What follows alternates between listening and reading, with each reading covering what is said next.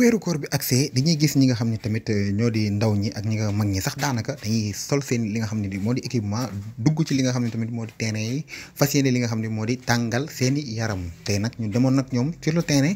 tàllal leen seeni micro di leen laaj ñoom nag lan moo leen tax a jóg ci li nga xam ne nii mooy li ñuy def. non depuis yàgg na moom yàgg na depuis temps yële ba léegi waaw loolu yàgg na trop chaque koor nag fii laay entraîné fii moom yàgg naa neex entraînement bi comme d'habitude ñëppay entraîné sentir seen bopp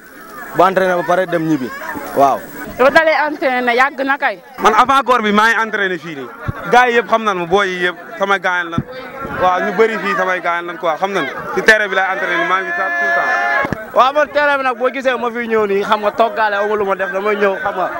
mooy loolu noonu mais dara indi ma fi nag damay ñëw seetaan si nii après su jeexee jeex na quoi ma jàll ci leneen. bañ dalee entraîné yàgg na parce que nous sommes des sportifs ay sportifs lañ dañuy football dañuy bëre dañuy def lépp. ginnaaw loolu ñoom ñu ci ëpp bëri nañ wax nañ ci li nga xam ne tamit moo di li ñuy tàmm def du lenn lu dul dañuy pratiquer li nga xam ne mooy exercice yoo xam ne dina baax ci seen yaram ba pare dina leen mën a may li nga xam ne tamit moo di wàññi ñu wàññi seen suukar ak li nga xam ne tamit moo di seen xorom. si man damay def 40 minutes pour daw rek waaw après nga def 5 minutes endurance vitesse yooyu noonu. non souvent nag ay abdos laay entraîné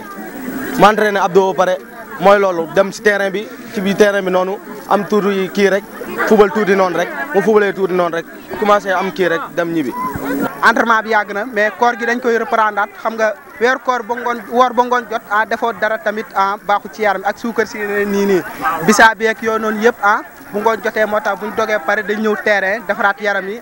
wàcce xorom seeg suukar si yooyu noonu. ci noonu am na ñoo xam ne ñu ci bëri dañuy ñëw di entraîner waaye entraînement taxu leen a jóg lu ki mel ni ci góor ñi wala ci jigéen ñi bu ñu ñëwee daal gisante li nga xam ne doon moo di farantoo moo leen fi tax a jóg. boo déggee yore ñuy gàmm ak ñuy ras dem daa bokkut gàmmu ji am na ñoo xam dañuy gàmm am ñoo xam dañuy ras dem waaw am ñoo xam ne carrément soo yeeg woo yi ñoo leen fi andi mais yooyu taxumaa jóg man weeru koor lañ ne. bëri na ñoo xamante ni moom dañuy ñëw rek sañ Cheikh yaa ngi gën a xam ñëw taxaw di xool jigéen ñeeg yooyu noonu mais man moom loolu indiwu ma fi lu ma fi ni mooy sama science bu ma ko defee ba pare rek ñibbi naa. mais loolu am na xale jigéen yu bari yoo xam ne dañuy ñëw pour entraîner mais duñ entraîner dañuy ñëw pour di seet seen i copains yooyu. ñun nag ñëwuñu ngir raas dem dañoo ñëw ngir entraîner si terrain bi boo ñu xoolee rek nga xam ne ñun ay sportifs la. non ñun bokkuñu genre yooyu mais y a des gens yoo xam ne day solu ñëw mais comme ni ko sama collègue bi waxee sànq rek am na ñoo xam ne lu leen neex moo leen fi indi mais du ma juger kenn parce que mënoo juger nit ki taxamoo ko mën naa ñëw taxaw yaa am gën a xam am na ñoo xam entraînement moo leen indi am na ñoo xam ne tamit ñëw ambiance bi nii moo leen fi indi mais